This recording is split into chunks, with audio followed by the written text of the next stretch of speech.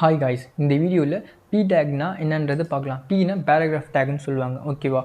First வந்து நான் H1 take கொடுத்து ஒரு கொஷின் ஆன்சர் பண்ணி உங்களுக்கு புரியுற மாதிரி நான் பண்ணி காட்டுறேன். ஒரு நோட் பேடில் ஒரு கொஷின் ஒரு ஆன்சர் வச்சுருக்கேன். ஓகேவா? அதில் வாட் இஸ் ஏ க்ளவுடுன்னு நான் கொடுத்துருக்கேன். ஓகேவா? இதில் போய்ட்டு H1 டேக்கில் வாட் இஸ் க்ளவுடுன்றதை ஹெட்டிங் டேக்கை நான் வச்சுக்கிறேன். ஓகேவா?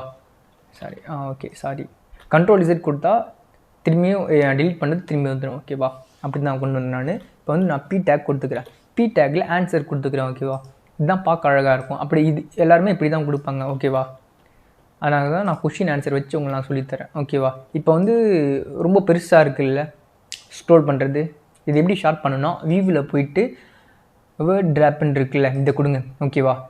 பட் இது ஒரு பார்த்தீங்களா 10th லைன் மட்டும்தான். 10 11 வந்து இங்கே இருக்குது. பார்த்தீங்களா 11th லைன் இங்கே இருக்குது, 10th லைன் தான் இவ்வளோ பெருசாக இருக்கா.